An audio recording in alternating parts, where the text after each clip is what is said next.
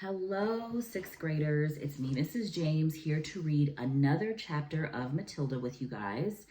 I am at home. I'm in my house. And on my last video, I told you that I was going to ask my kids if they wanted to go to a movie, like a late night movie. And they said they really wanted to go, but they were in the middle of doing something really fun with their friends. I guess they all were playing Book It or playing something with all their friends because they are off school tomorrow and Friday. So I am jealous of them, but I'm actually happy that they didn't want to go because I want to go to bed. But before I go to bed, I thought I would try to record another chapter so that we have that all ready to go. The room that I'm in, this is like my kids' room. It's got like a computer. It's where they play like their games.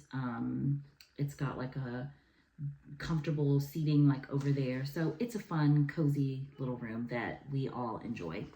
So I'm going to read to you. I apologize in advance if they're being loud because I guess they're having a lot of fun tonight. They don't have a bedtime tonight, so it's fun. All right, we are going to do chapter 20, which is called The Third Miracle. Okay? All right. The next day was Thursday, and that, as the whole of Miss Honey's class knew, was the day on which the head mistress would take charge of the first lesson after lunch. In the morning, Miss Honey said to them, "One or two of you did not particularly enjoy the last occasion when the head mistress took the class, so let us all try to be especially careful and clever today. How are your ears, Eric, after your last encounter with Miss Trunchbull?" "She stretched them," Eric said. "My mother said she's positive they are bigger than they were." "And Rupert," Miss Honey said, "I'm glad to see you didn't lose any of your hair after last Thursday." "My head was jolly sore afterwards," Rupert said. "And you, Nigel," Miss Honey said, "do please try not to be smart aleck with the head mistress today. You were really quite cheeky to her last week." "I hate her," Nigel said. "Try not to make it so obvious," Miss Honey said. "It doesn't pay. She's a very strong woman. She has muscles like steel ropes." "I wish I was grown up," Nigel said. "I'd knock her flat." "I doubt you would," Miss Honey said. "No one has ever got the better of her yet."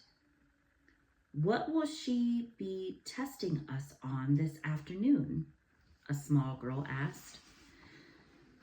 "Almost certainly the 3 times table," Miss Honey said. "That's what you are all meant to have learned this past week. Make sure you know it." Lunch came and went. After lunch, the class reassembled. Miss Honey stood at one side of the room. They all sat silent, apprehensive, waiting, and then, like some giant of doom, the enormous Trunchbull strode into the room in her green breeches and cotton smock. She went straight to her jug of water and lifted it up by the handle and peered inside. "I'm glad to see," she said, "that there are no slimy creatures in my drinking water this time. If there had been, then something exceptionally unpleasant would have happened to every single member of this class, and that includes you, Miss Honey." The class remained silent and very tense. They had learnt a bit about this tigress by now, and nobody was about to take any chances. "Very well," boomed the Trunchbull. "Let us see how well you know your 3 times table. Or to put it another way, let's see how badly Miss Honey has taught you the 3 times table." The Trunchbull was standing in front of the class, legs apart, hands on hips, scowling at Miss Honey, who stood silent to one side. Matilda, sitting motionless at her desk in the second row, was watching things very closely. "You!" the Trunchbull shouted, pointing a finger the size of a rolling pin at a boy called Wilfred. Wilfred was on the extreme right of the front row. "Stand up, you!" she shouted at him. Wilfred stood up. "Recite the 3 times table backwards," the Trunchbull barked. Backwards, stammered Wilfred. But I haven't learnt it backwards. There you are, cried the Trunchbull, triumphant. She's taught you nothing. Miss Honey, why have you taught them absolutely nothing at all in the last week? That's not true, headmistress, Miss Honey said. They have all learned their 3 times table, but I see no point in teaching it to them backwards. There is little point in teaching anything backwards. The whole object of life, headmistress, is to go forwards. I venture to ask whether even you, for example, can spell a simple word like wrong backwards straight away. I very much doubt it. Don't you get impertinent with me, Miss Honey, the Trunchbull snapped. Then she turned back to the unfortunate Wilfred. Very well, boy, she said. Answer me this. I have 7 apples, 7 oranges, and 7 bananas. How many pieces of fruit do I have altogether? Hurry up. Get on with it. Give me the answer. That's adding up, Wilfred cried. That isn't the 3 times table. You blithering idiot, shouted the Trunchbull. You festering gumboil. You flea-beaten fungus. That is the 3 times table. You have 3 separate lots of fruit, and each has 7 pieces. 3 sevens are 21. Can't you see that, you stagnant cesspool? I'll give you one more chance. I have 8 coconuts, 8 monkey nuts, and 8 nutty little idiots like you. How many nuts do I have altogether? Answer me quickly. Poor Wilfred was properly flustered. Oh, wait, he cried. Please wait. I've got to add up 8 coconuts and 8 monkey nuts. He started counting on his fingers. You bursting blister, yelled the Trunchbull. You moth-eaten maggot. This is not adding up. This is multiplication. The answer is 3 eighths, or is it 8 threes? What is the difference between 3 eighths and 8 threes? Tell me that, you mangled little wurzel, and look sharp about it. By now, Wilfred was far too frightened and bewildered to even speak. In 2 strides, the Trunchbull was beside him, and by some amazing gymnastic trick, it may have been judo or karate, she flipped the back of Wilfred's legs with one of her feet so that the boy shot up off the ground and turned a somersault in the air. But halfway through the somersault, she caught him by an ankle and held him dangling upside down like a plucked chicken in a shop window. Wow, look at that photograph. That illustration, that's amazing. 8 threes, the Trunchbull shouted, swinging Wilfred from side to side by his ankle. 8 threes is the same as 3 eighths, and 3 eighths are 24. Repeat that. At exactly that moment, Nigel, at the other end of the room, jumped to his feet and started pointing excitedly at the blackboard and screaming, The chalk! The chalk! Look at the chalk! It's moving all on its own! So hysterical and shrill was Nigel's scream that everyone in the place, including the Trunchbull, looked up at the blackboard. And there, sure enough, a brand new piece of chalk was hovering near the gray-black writing surface of the blackboard. It's writing something, screamed Nigel. The chalk is writing something! And indeed it was. Agatha. What the blazes is this? Yelled the Trunchbull. It had shaken her to see her own first name being written like that by an invisible hand. She dropped Wilfred onto the floor, then she yelled at nobody in particular. Who's doing this? Who's writing it? The chalk continued to write. Agatha, this is Magnus. This is madness. Everyone in the place heard the gasp that came from the Trunchbull's throat. No, she cried. It can't be madness. It is madness, and you'd better believe it.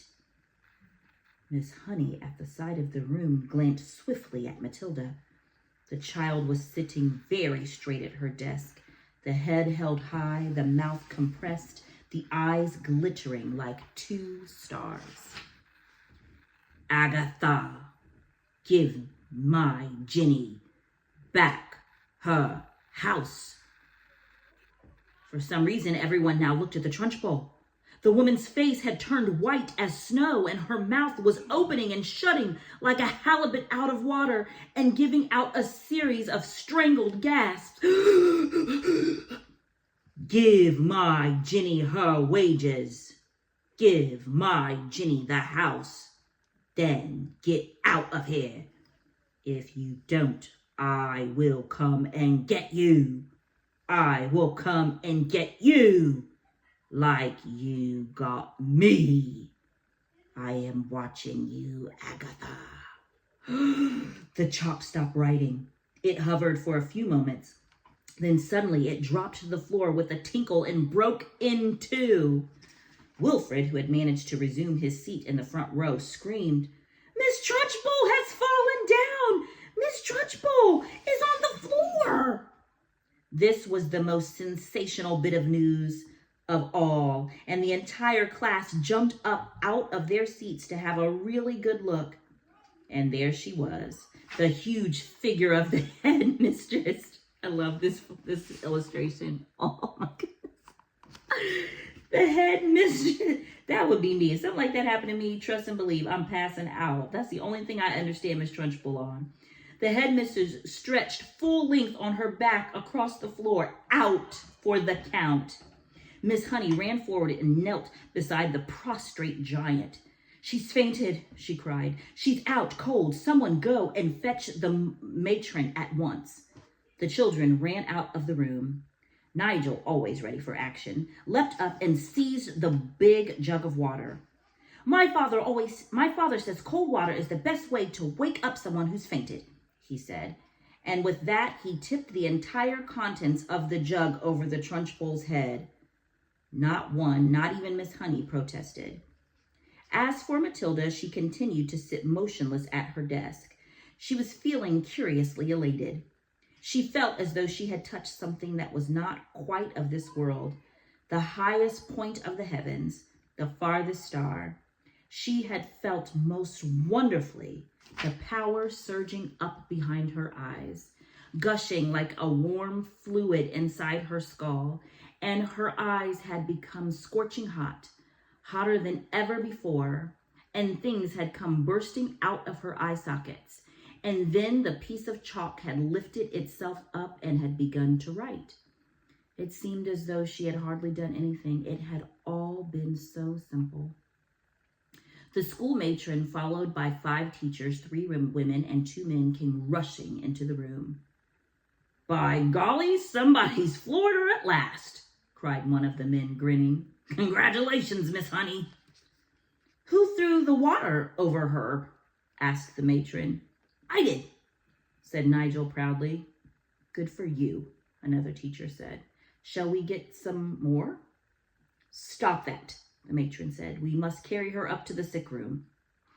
It took all 5 teachers and the matron to lift the enormous woman and stagger with her out of the room. Miss Honey said to the class, I think you'd all better go out to the playground and amuse yourselves until the next lesson.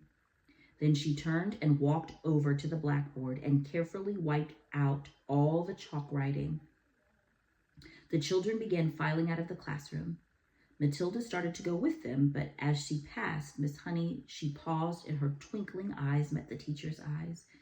And Miss Honey ran forward and gave the tiny child a great big hug and kiss. Oh, so precious.